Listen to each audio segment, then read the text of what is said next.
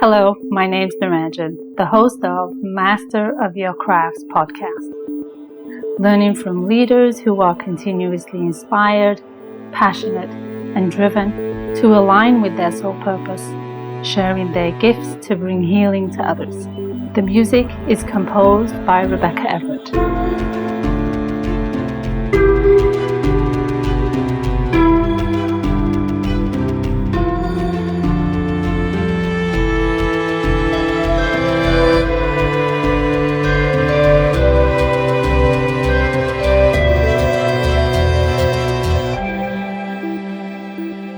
Today is episode number 23, where we will talk to Pablo, a men's dating and relationship coach who helps single men to find the women of their dreams.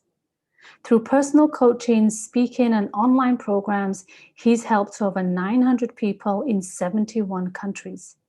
His mission is to help men get out of their own way so they can become the man they've always wanted to be and find the woman of their dreams. Hello and welcome to Pablo. Hello, Pablo. How are you? So good to have you on the show. Hello, thanks so much for having me. As you can tell from my voice, I'm super excited to be here. So thank you so much for having me. You're welcome. Me too. I just thought, we've had a few conversations in the past about what you do in terms of supporting people through their relationships and making the connection of how that can align with you being in your own power and you being in your own craft, being your true self, right? So I want to learn more about you, and I'm excited to delve into some amazing questions. So tell me, what is it you believe about yourself? And do you feel that you've harnessed this gift and this insight and this wisdom? Do you feel that that now defines you in who you are? Man, what a wonderful question.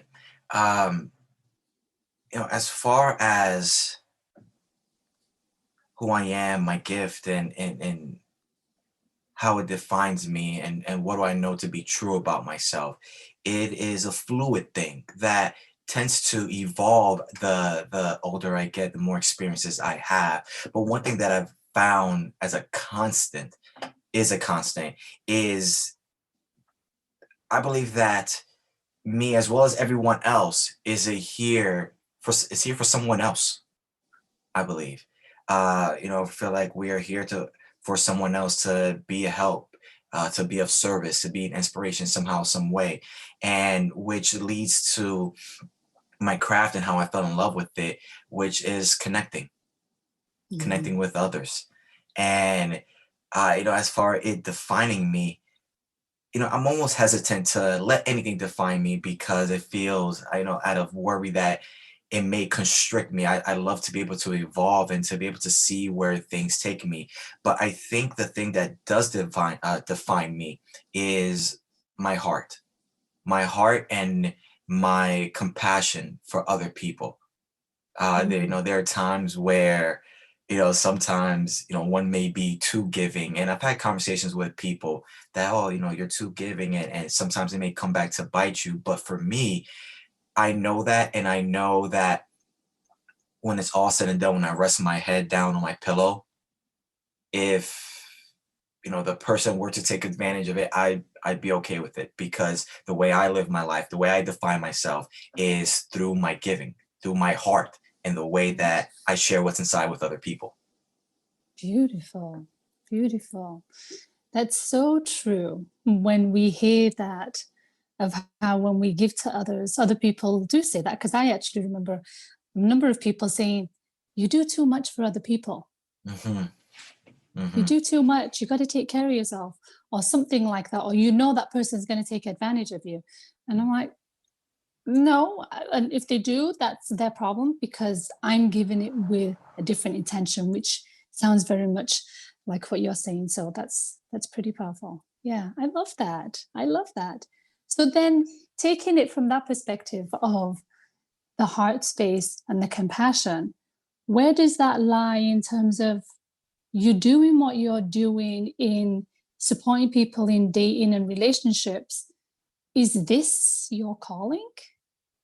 Is this what you feel you're here to do? is to navigate people to their heart through the relationships that they have. Yes, that's a fantastic way to put it. I feel that currently, right now, it is I as far as my calling, I believe that it's going to evolve again as I get older, as I have different experiences. The one thing I think that is going to be constant is the source of it. The expression may change over time, but the source of it, like you mentioned, is having people reconnect and the way I like to think about it is revealing their heart Mm. to Mhm. themselves. Right. Especially in dating and relationships, the approach that I take is funny enough, once you get to know me, with the people that I work with, that it's less about what you say, it's less about what you do or anything like that, but more about who you are.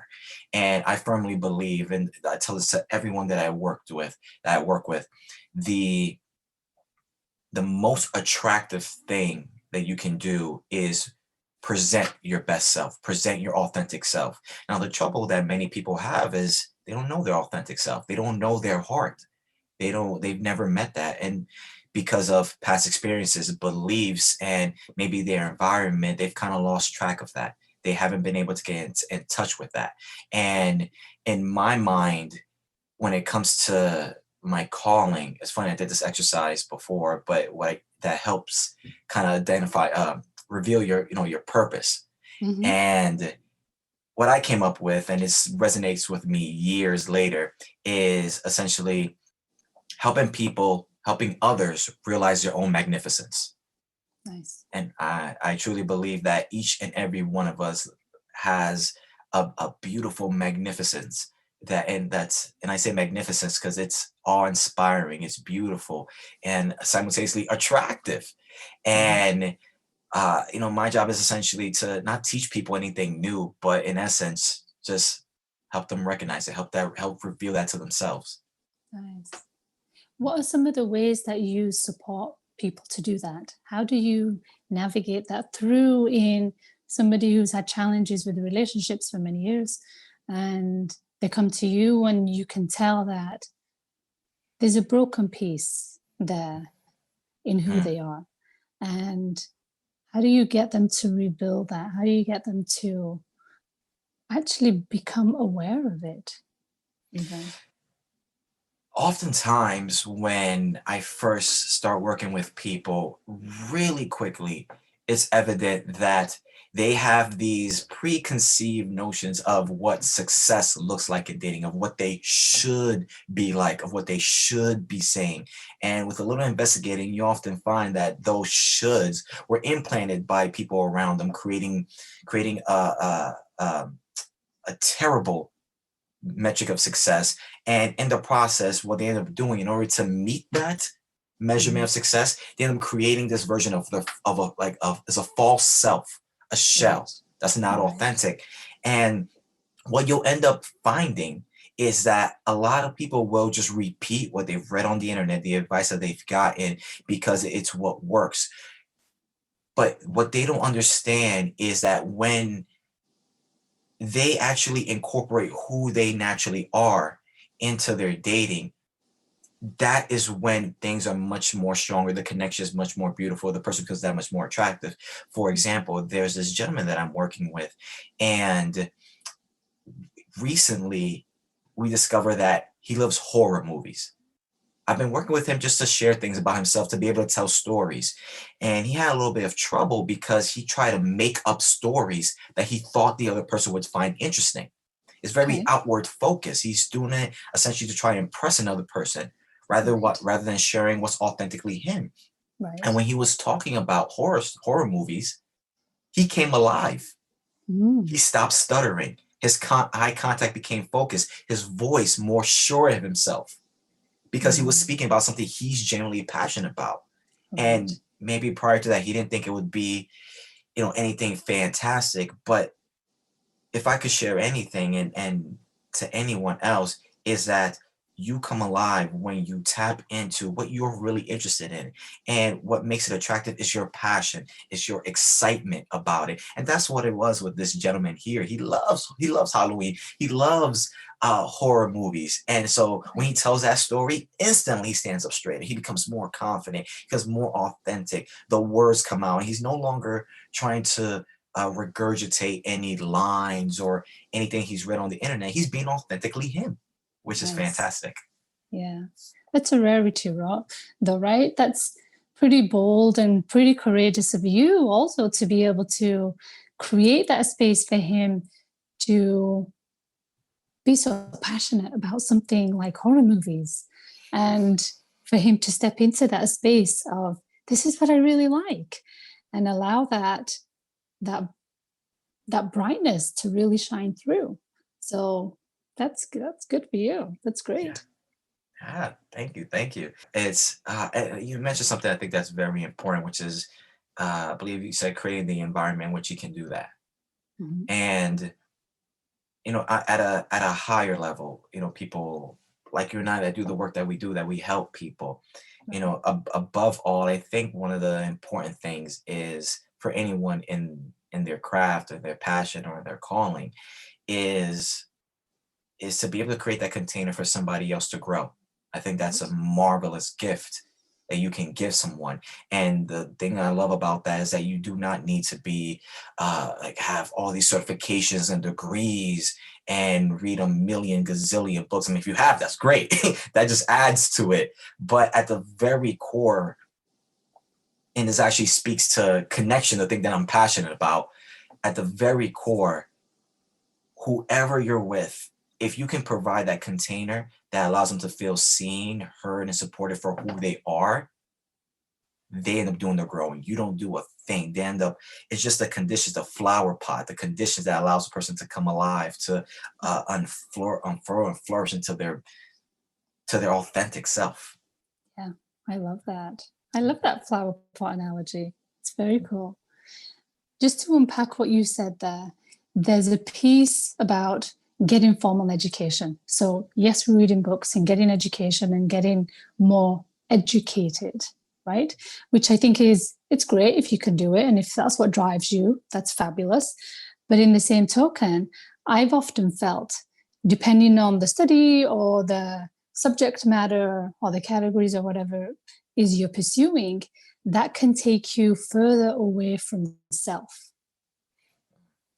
So you may have the book smarts, but you've lost yourself in another world where it's harder for you to now identify who you are and who that other topic, subject matter, whatever is. It's harder to create that separation then, right? No, I agree with you. I have a little bit of beef with school. Yeah, In education, it is important, especially in certain professions, as in like being a doctor or a lawyer. of 100% get your course. education. Of I course. would Yeah. prefer my doctor to have all the knowledge, all the knowledge necessary. Uh, Absolutely. but to your point, I get what you're talking about, and I agree because what ends up happening is that when anyone's learning anything, there's the possibility of turning into a robot. Is Hmm. essentially, and real education is not regurgitating information. That's called memorization. And Right. real education only becomes powerful when it's internalized by the person, and to take even further, to further transcend it. And what I mean by that is that each and every one of us has a perspective. And Hmm. you and I can look at the same thing, but we'll have two completely different things. Now, the Hmm. same thing when we ingest and we took a look at information and when we're learning these things. And Hmm. when we are learning these things, our perspective, because our perspective, I'll see gaps Hmm. that the someone else will not see. You'll see Right. gaps that other people will not see. And to take it even further, I'll make connections. I'll think about, hey, this actually is very interesting to something that I heard from this other subject. From other subject, I've been known, at least in my practice, to combine different types of of strategies, if you will. I will talk about, NLP, but then make a comparison maybe to Zen Buddhism and Right. combine them. And so education's, you know, if you essentially just regurgitate what you are reading and ingesting, then I don't think it's going to be any helpful for people in general. I think that's a collective humanity in general, because just regurgitation, I think things go forward, people start to evolve and really hit a new level Mm. when you take what you learn and you add to it. You Yes. add to it, you combine it with something else, and then you make it bigger. You make it your own. You kind of take the information, like I was talking about before, you take it and you express it your way. So, for example, you and I, we can read the same information, learn the same things. However, our expressions of it will be different. I think it's super important. This is why I believe, like, all of us, we're here for help other people. And the way I express something may be different from the way you express something. And we're not in Absolutely. competition. It's actually a Absolutely. fantastic thing, because some people just need to hear things differently. I mean, Absolutely. there are certain truth and wisdoms that we've heard all our lives. Yeah. But then we hear that one person say it that one way, Yeah. which is an expression of them. That's Then all of a right. sudden your life changes. That's right. Yeah. Yeah. That's pretty powerful, Pablo. That's powerful. Yeah, When that's the way my mind thinks when I'm by myself eating my ice cream and thinking about life. good times, good Yeah. times. Sounds Yeah. like good times. I truly feel that it only takes a moment and it only takes one unique experience for something very different to happen. Mhm. Like you said, somebody can say the same thing over and over again. I'm sure we've all experienced it when your parents have said to you, eat your greens, they're good for you, or clean your room. It doesn't matter. But when it comes from a friend or a colleague or somebody else like that, whole different ballgame. Yeah, you take a look at your life, you go, you know what? Maybe I should clean my room. I Yeah, can see, I can right. see it makes sense now. It makes sense now. Now I know what they meant all this time. That's right. That's Mhm. right. Or when somebody else cooks greens or something for you a little bit differently, they taste a whole lot better than what your parents did. Yes, yes, and it comes, and you got to be open to it as well. That's the key. It's hard to explain how to develop this ability, but you have to be open when it comes and it hits you. Actually, the other day, I was watching a movie, and the movie was about these warriors who are slightly immortal. It's the Old Guard on Netflix. Have you seen it?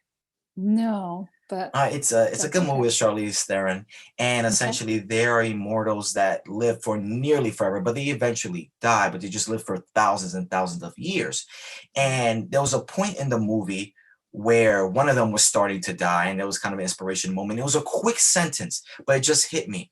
And one of the characters says, "We don't have control of when it's over, but we have a say in how we live." And in Hmm. the context of the movie, they're immortals, which, she was talking about. They don't have a say when their immortality is gone, but they have control on how they live. And that is something that we've all heard many of times, many different ways. But for some odd reason in that movie, I hit pause and I really thought about that. I Nice. thought about that and I was like, we don't have control in a lot of things. That's right. In life as humans, we love to think we have control, but the reality is we don't have control of a lot of things. But the thing we do have a say in is how we live, how we go about things, how we enjoy this ride. Hmm. And Hmm. that's just an example of something just said one particular way that just makes everything click. Yes. Yeah, you just gotta be aware, you Yes. just gotta be open to it. Yeah. Absolutely. But in the same token, I feel that maybe we do have more control of our lives, Hmm. even externally, because we know we can change our thought patterns. We Hmm. can change how we to respond to them. So the internal stuff, it's all on you. It's all on us, right? We're the one gearing that ship. And once you gear it in the right way, you can change your external environment. Hmm. No, Do you I want to agree with live in that. an apartment? Do you want to live in a house? Do you want to go on vacation? Are you going to go to that restaurant for dinner when the restaurant's open? Or are you going to go to that friend's house? Like, you can then gives it amplifies the power that you have externally, Mhm. right? Which is what you do by tapping into that power, by tapping into that passionate place of the other people's authentic self. So tapping into the authenticity. So with all that, what are the attributes that you have learned, gathered, and connected with over the years that has pulled you into this space of dating, relationships, and supporting people on that journey? What are some of the things that Oh you've done? wow, great question. So as far as the attributes that have developed over time, one thing that really early was compassion, empathy, and understanding. We'll come across a lot of people in our lifetimes, and we will have these assumptions about them. We will think Right. they're one way or another. But the more I talk to people, the more that I work with people, the more I find out that you don't know people's stories. And at the core, call me naive, but I feel like people at the core, people are the sweet, boys and girls that they were younger, that they just want love. They just Yeah. want connection. Yeah. And the only way you can figure that out is by having the patience and having the ability to put any preconceived notions aside and really see the person for who they are and what it is that they want, and know Mhm. that they're deserving of it. So another attribute is hope and belief.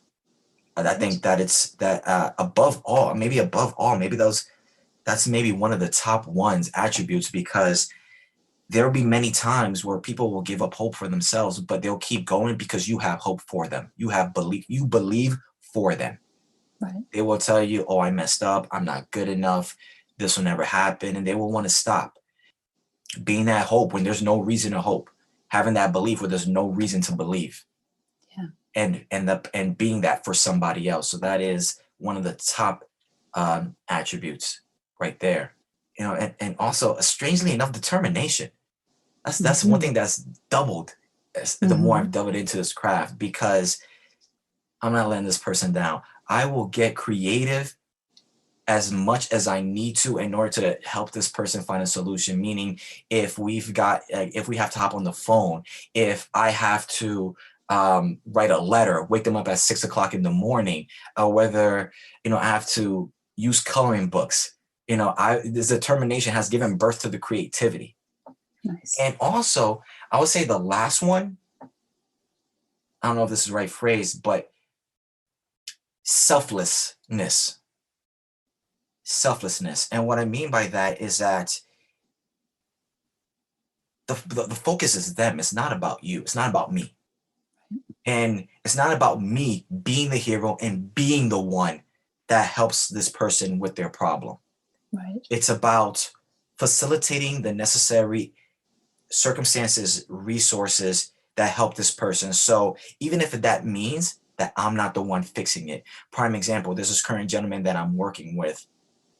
I actually, because I saw something that he needed, I actually connected him with someone else to help him fix a problem that I could probably do if I just sit down, did a little research. But I knew I have someone who is more efficient. That's their specialty, Right. and this other person will be providing a solution and a result and helping this person, and I won't be the one doing it. And it really takes a sense of selflessness to realize that, like, hey, even if it's not me, that's okay. Right. Even if someone else saves the day and is the one fixing the person's problem, that's all right. That's great. Right. Right. Mhm, Yeah. Yeah. It's beautiful. So these are all attributes that you shared mhm. for others.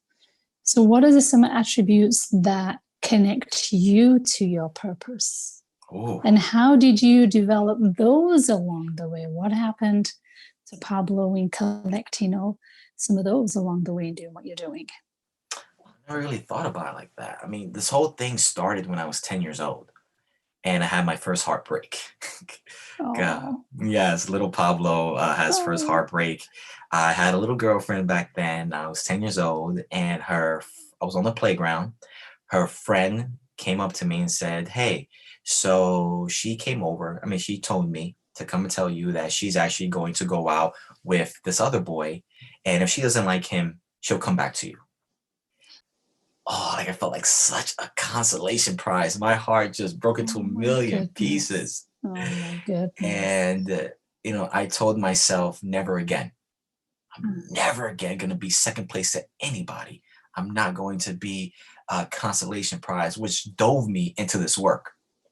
And it's Right. funny because I was super shy back then, super shy. Like I was so shy, I couldn't sell candy. You know how you would get the candy from school? Mhm. I couldn't Mhm. sell candy to my own family, who was obligated to buy it from me.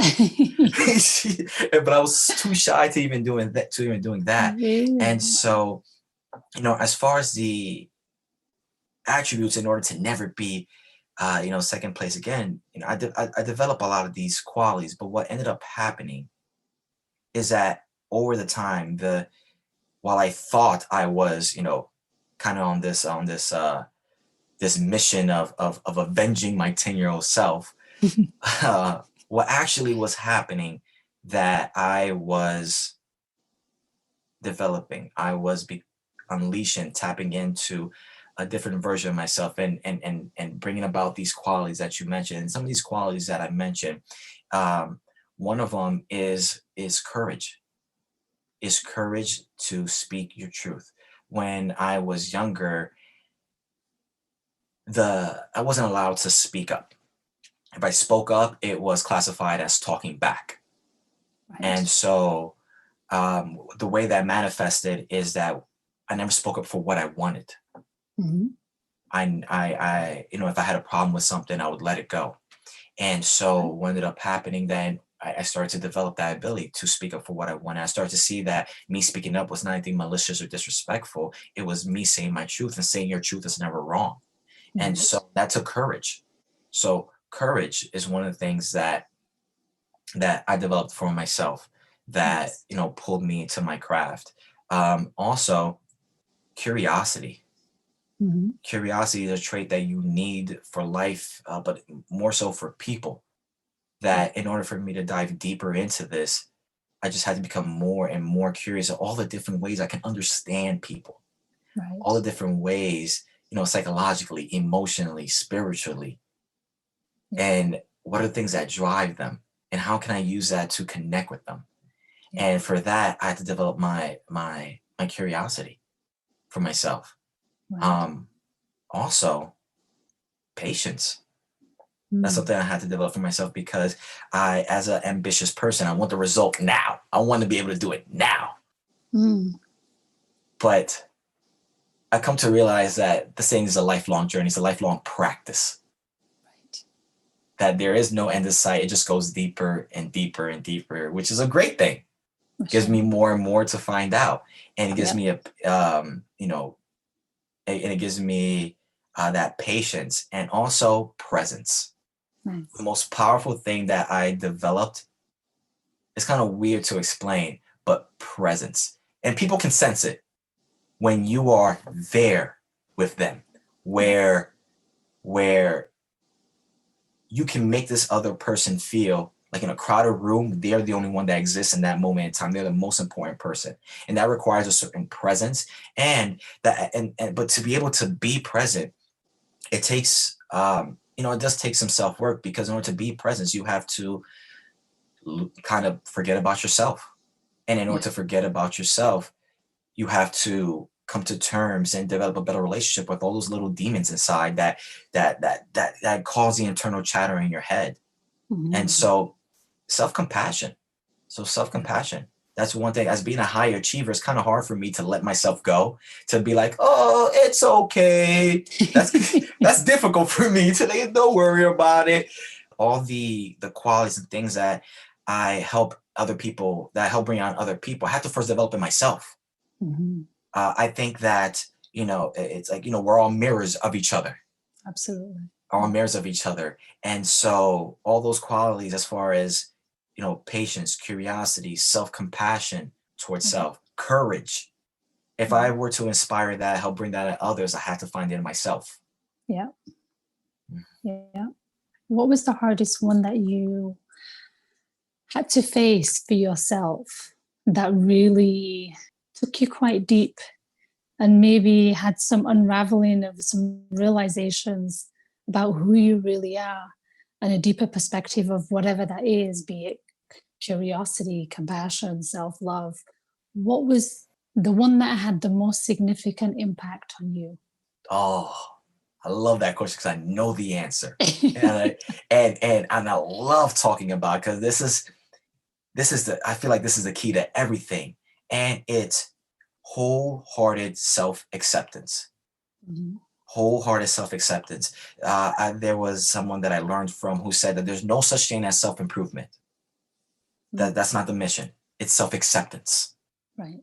How much and how deeply can you accept yourself? Because, here we go. Because in developing myself, when I first started learning these things, I started to cultivate all these positive traits, all Mhm. these great traits that people would love. So as far as being charismatic, funny, confident, and those are the traits I would push out into the world.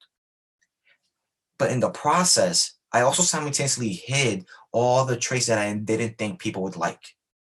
And that ended up causing a separation of self, where in the daylight, I was one Pablo. In the dark, I was another one. Mhm. And that darkness, I even hid from myself. Mhm. And then what ended up happening was that I spent a lot of mental energy and effort trying to prop up this representative, this shell, and especially as a coach, you always want to Right. be an example. And I spent a lot of energy. And then whenever, I failed at that, I would be hard on myself.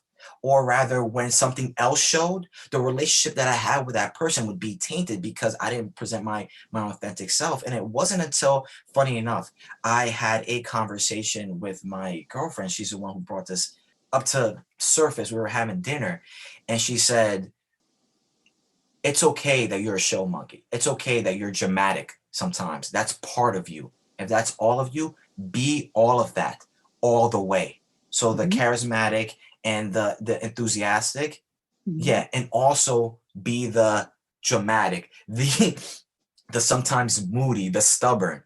Be all of that, accept all of that. And when I heard that, it was like a weight lifted off my shoulders, because the idea of accepting myself as a whole was something I never thought of. I never thought of. And when that full acceptance of everything, so there's no division, it's just part of the whole package, baby. This is Right. all Pablo, part of the whole package. Once that whole self acceptance, and there's no judging, by the way, it just is what it is, it just is. So once Mhm. that whole acceptance of self started, that's when the real breakthrough started to happen. Mm. That's because then I start to discover more myself, and I start to feel more comfortable in my own skin. I started to accept myself more. It was easier for me to be vulnerable because I started, and by the way, I mean, it's still a work in progress, but it became easier for me to be more vulnerable because, I'm not afraid of what I'm showing you. I'm Yeah. okay with what I'm showing you. There's nothing you can say that would bother me, make me feel bad, because stuff that I already know, I accept and I love. One great Mm. analogy that I give a lot of the people that I work with, when it comes to understanding really self acceptance, is the difference between buying a Ferrari and a Prius. Now, a Mhm. Ferrari, when you buy it, yes, it's sexy, it's sleek. It goes from 0 to 60 in like 2 seconds, and it's great. However, it guzzles gas. Mhm. You scratch it, fixing the paint job is going to cost more than more than an average car. However, but when Right. you buy that, you accept that as a whole. And the same thing with a Prius. A Yeah. Prius gets great gas mileage. It's fantastic. It's energy efficient, saves the planet. At the same time, Priuses are a little ugly. I mean, whoever has a Prius, I mean, No, no it's offense. no offense, no offense, no offense. But when you buy it, you accept the whole thing. You don't even think about it. And that's what I Mhm. mean by total acceptance. You still love your car. You get in it. You love driving it. You're grateful for it. Right. And the same thing has to be applied to self, where you understand all parts of yourself and you come to accept it. And these things will come about. This is my belief from, me being a relationship and a dating coach. You discover these things in relationship to others. Mhm. It's in relationship to others that these things come about. There are other ways as well, but one of the most powerful ways I believe is in relationship to others, because other people, like I said before, are mirrors, and they're gonna bring up stuff in you that that you didn't know was there. For some odd reason, this thing ticks you off. That's This, right. this person frustrates you, and but rather than looking at the other person and going, oh, they are doing this, they are doing that, they're making me angry, and I don't like this. What is a beautiful and rare opportunity that was given to you. You were just shown a deeper part of yourself that you previously didn't know. Yeah. And that's an opportunity to look at that, see why is that? Yeah. What's more about it? What pushes its buttons? And then after that, many people, they try to fix it. They Yeah. try to make it go away. Right. Instead, look at it and go, okay. Mhm. And that's okay too. That's one of my Mhm. favorite phrases as far as internally with that self-compassion and that self-acceptance is when I see something and go, and I instead of judging it, I look at it, I be in the presence of it, and I go, and that's okay too. Right. And that's okay. Yeah. Yeah. That's pretty courageous, and it's pretty bold to be in that space to say that to some of the things that have triggered you and are probably not highlighting the best person in each of us, right? Yeah.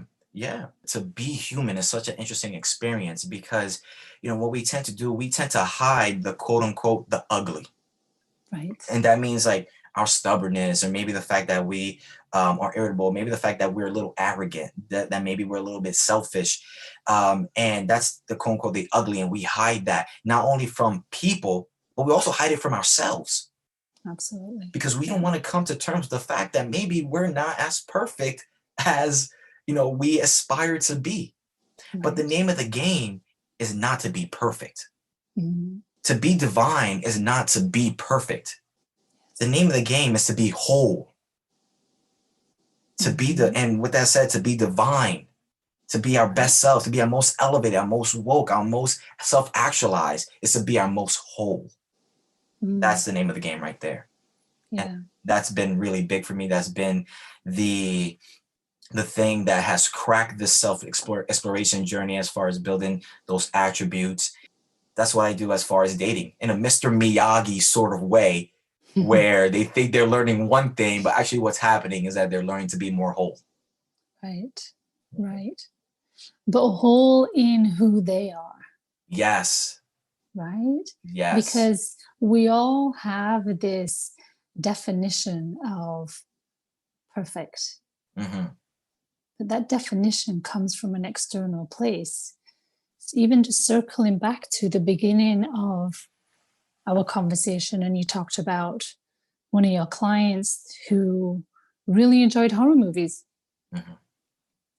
So, coming to that place of being in the place of acceptance of that's who he is, that's an element of him, that's his unique being Hmm. of liking that element, Agreed.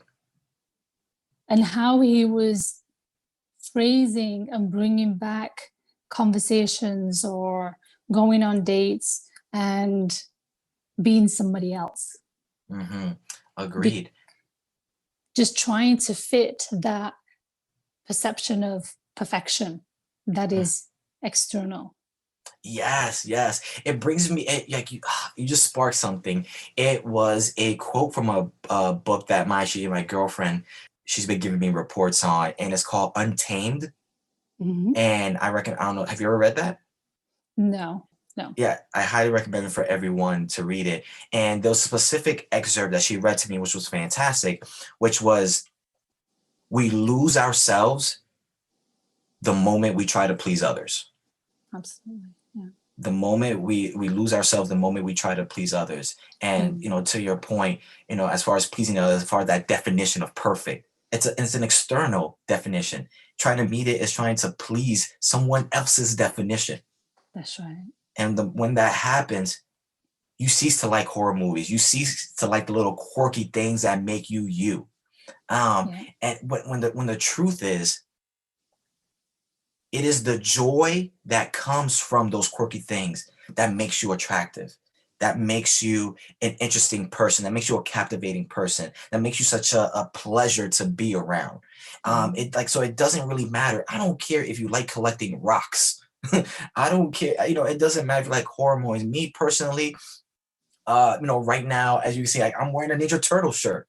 Okay, Right. and I love my Ninja Turtles, and it's awesome. And I'm an adult. You would think like, yes, you should have a button-up shirt on. Yes, there's a time and place for that, but the truth of the matter is, I love Ninja Turtles. I love Mhm. Batman.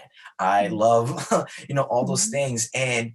And for anyone that's out there listening, the things that you're scared to show people and things like that, know that what makes you attractive is the joy that you get from them. The Right. more passion you have, the more it makes you come alive. That Yeah. is what people find attractive, and what you do is just share that with people. Share that joy with other people. That feeling that you have, let it come out in your smile. Let it come out in the way you talk, the way you interact with people. And Yeah. and it all comes from, you know, getting to the point where you aim to stop fulfilling somebody else's definition and start creating your own. We've never done that. We've never taken the moment because our program, the way we've grown up, just the idea like, hey, here's a blank slate. Create whatever definition you want. Some people can't handle that. They'll go, Right. well, what do I do? Do I base it off this one? Do I base it off what my mom said? Do I base it off what my family said or what the TV said? The idea of having a blank canvas is scary, but at the same time liberating and freeing because you can literally Yeah. create whatever you want. Absolutely. Yeah. Absolutely. Yeah. But it's been courageous enough to step into that and creating the separation Mm, between their definition mhm, and a definition that you haven't even defined yet. mhm. So then we're Yeah. tapping into a place called the unknown. And we all know what it feels like to be in the unknown, right? Yes, yes, You're yes, for love. definitely not, you're sitting there eating lots of ice cream. So Mhm, it's the unknown place. mhm, Um, so just circling back to your 10-year-old self, mhm, when you realized you were secondary mhm. on the dating list, how did that influence your definition of relationships? Other than having the drive, the passion, the pursuit to go, I'm never going to be second again. Mhm. Other than from that perspective, how did that define it for you? It turned into a competition. It turned dating into a competition instead of something to be enjoyed. And Mm. everything, and my motivation, I kept viewing dating from a place of one up, Ah, of one up in every aspect. And so, a lot of the things that I did was to be better than the next person. Everything, and there was constant comparison, which led to constant anxiety because there's always somebody different. Someone, it's funny how I said different first, so that's the place that I'm at. But before, I would say somebody better. I would mhm. walk into places and immediately just start eyeing everyone else and look at it as a competition, not like a connection with someone else, something to be enjoyed where it's just us two. It was just me just being from a one up place. And I even found myself one upping my partner. Mm. There was a part of me that always strove to know more than my partner, to be able to achieve more than my partner, to in all aspects do better than my partner. And Right. and that never allowed me to be in a place to receive, to actually be in a true partnership where the other person sometimes takes care of me, where sometimes they are carrying the load. Right. And it never allowed me to actually put my guard down to let anybody in because it's always, I'm in a war. This is a competition. I'm always in a fight. And so for a good while, you know, dating was like the Olympics. And you have to always be on top. You're competing against everybody all day, every day, all the time. Yeah, Right. so that was tough. What was the switch? Oh, great question. Funny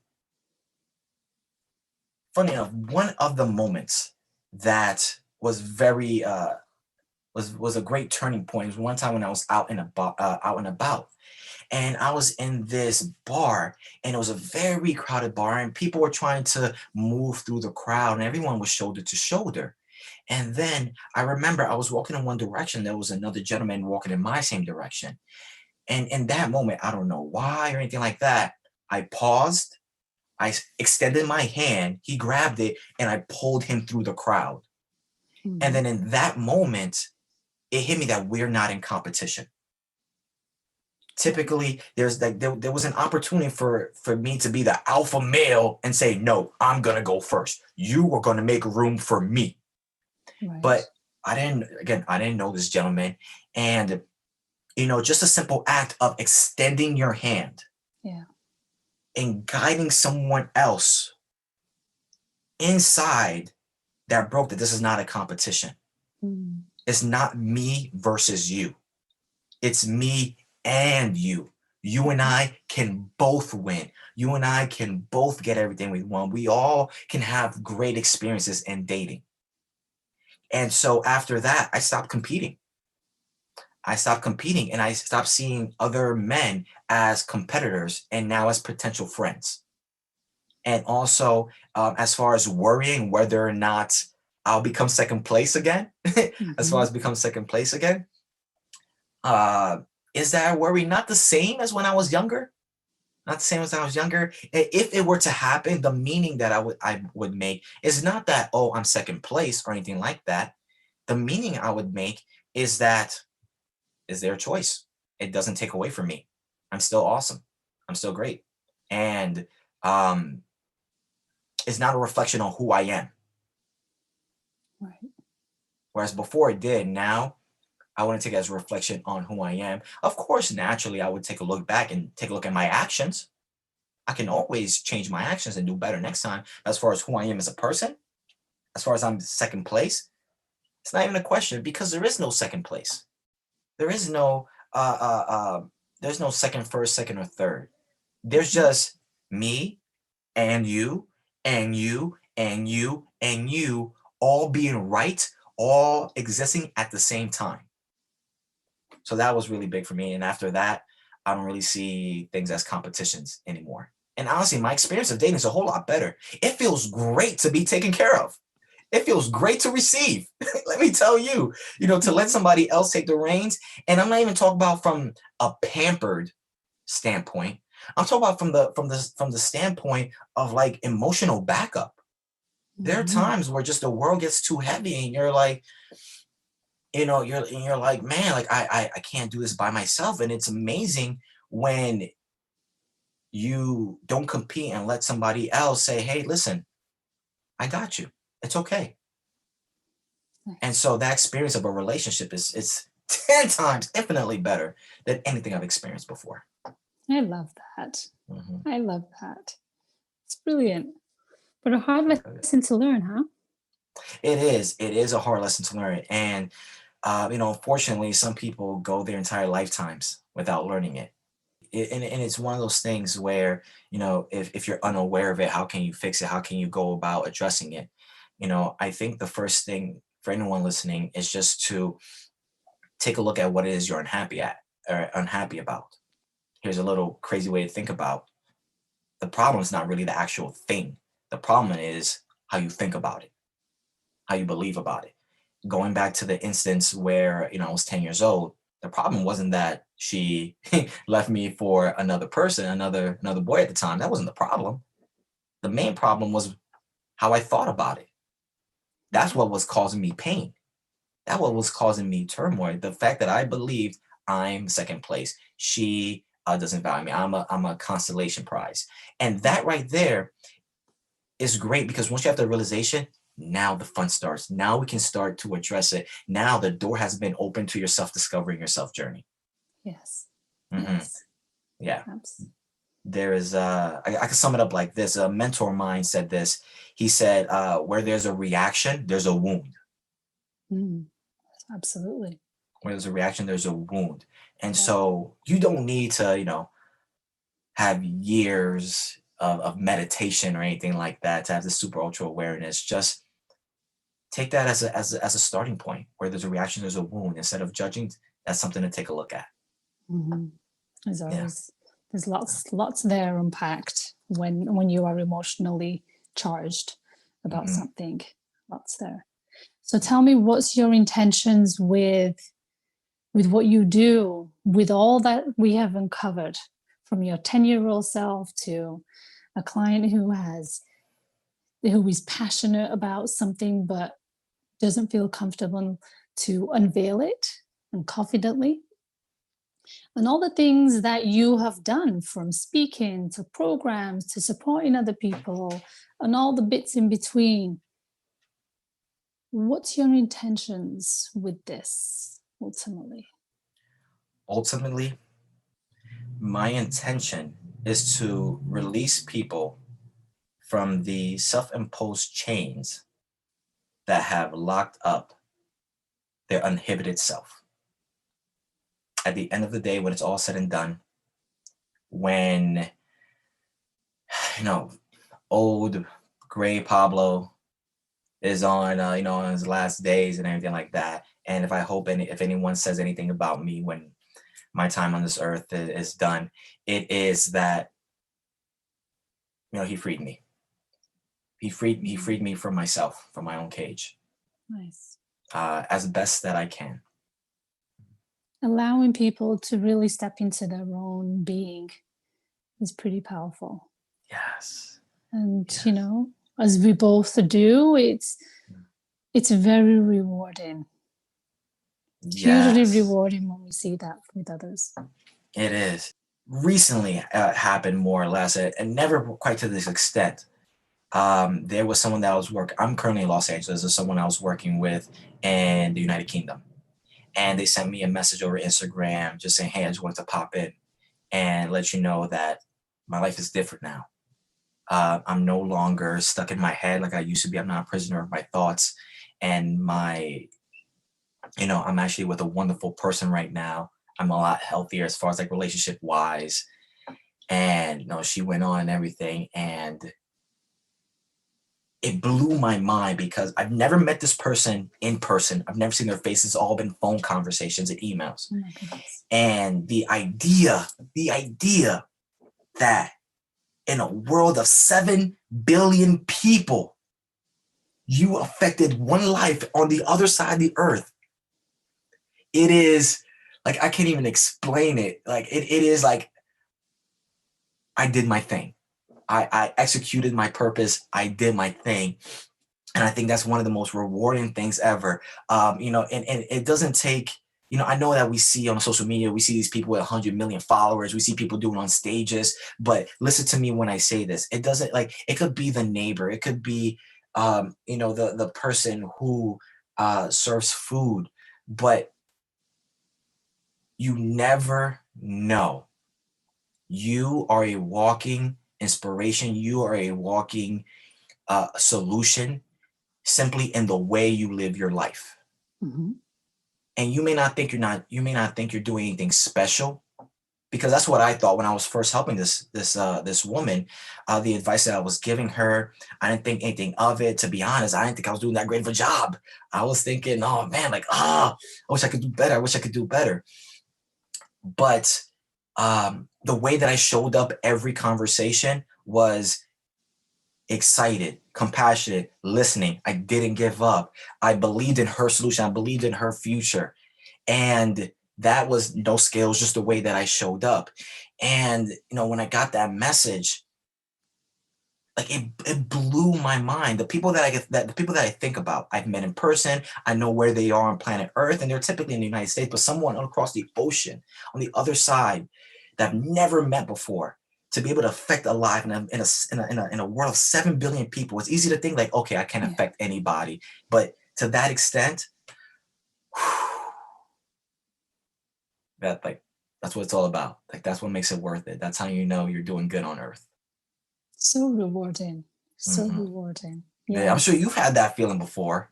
Absolutely. Yeah, Absolutely. But yeah, it's pretty powerful. It's very powerful when you have others who really cherish and almost use your words verbatim because it's impacted them so much. mhm, And yeah, like you said, it could be anybody. It could right, be somebody with $1 million or $20. It doesn't really matter. The thing for me, from my perspective, is when they say it with so much conviction, sincerity, and mhm, authenticity of how you have changed their life, even just for that moment. That's when you sit back and go, wow, so rewarding. so rewarding. It is. So you've done all of, I'm reading here from your profile, you've helped over 900 people in 71 different countries. And you're continuously evolving and doing other programs and workshops, and I guess using different techniques. What's next? What is next? Yeah. I would say the next step, honestly, is to reach more audiences, and it's a book. It's Mm-hmm. something that I have been rummaging in the back of my mind for a while now, and the power of a book is indescribable. The way that it's one of the oldest, but one of the most powerful ways of transformation, timeless forms of transformation in history. Mm-hmm. And it's something I've been working on on the back of my mind.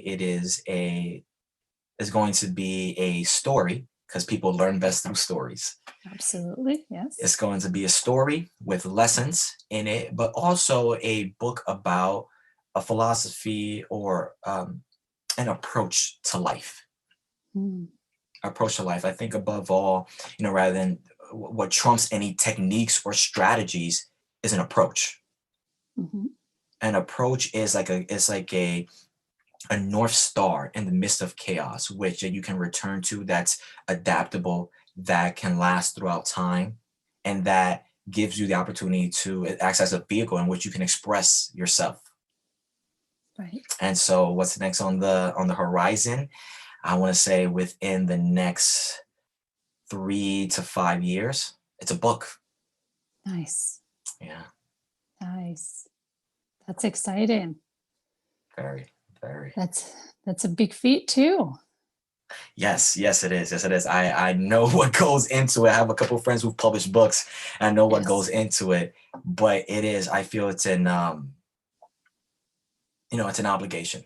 It's an obligation in terms of spreading the word. There are people that I'll be able to reach that I haven't otherwise, and maybe in that medium, people will it'll click differently, and also something that'll last forever. There are books from 1800s are still around, so hopefully, Sure. my book's still around. I'm Year sure. 3000. So that'll I'm be cool. sure it will be. I'm sure it will be. I'm sure it will be. Well, that's really exciting stuff. Writing a book with everything that you have learned and all the valuable insight, information, and wisdom sharing and insights that you have shared with other people. Um, yeah, I think it's going to be pretty profound. Yeah. Thank you. Thank you.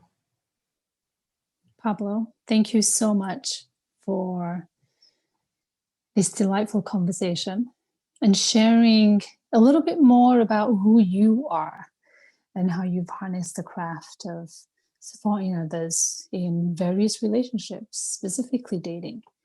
So, thank you so much for taking the time to have this conversation.